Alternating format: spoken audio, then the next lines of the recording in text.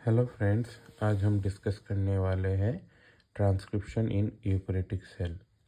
जैसे कि हमें पता है कि ट्रांसक्रिप्शन का मतलब होता है production of mRNA from DNA, जो कि एक सेंट्रल डॉग्मा का स्टेप है।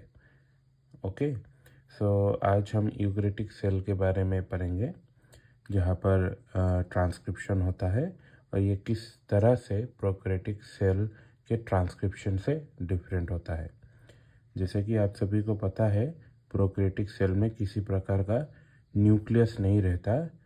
सो जो यूकैरियोटिक सेल में ट्रांसक्रिप्शन का इनिशिएशन होता है या आरंभ होता है, वो होता है न्यूक्लियस के अंदर।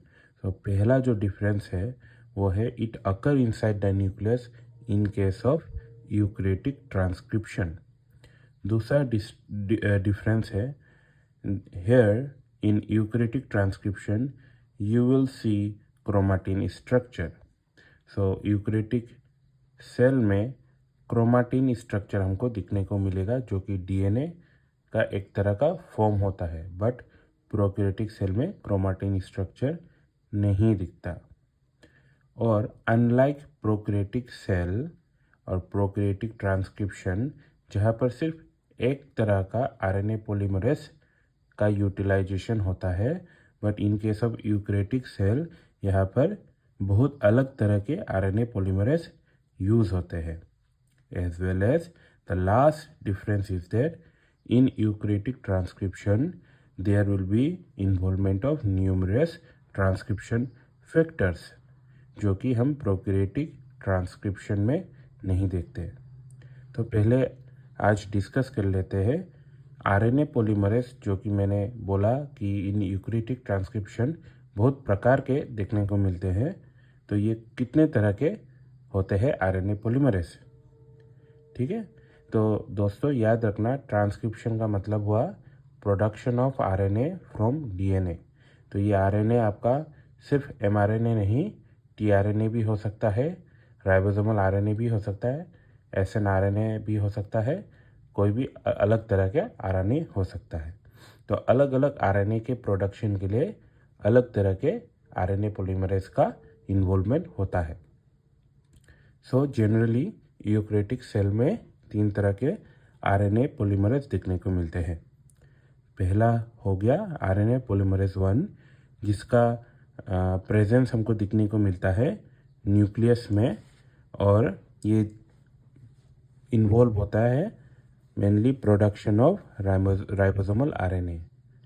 आप सभी को पता है ribosome is a power house, ribosome is a factory of protein production.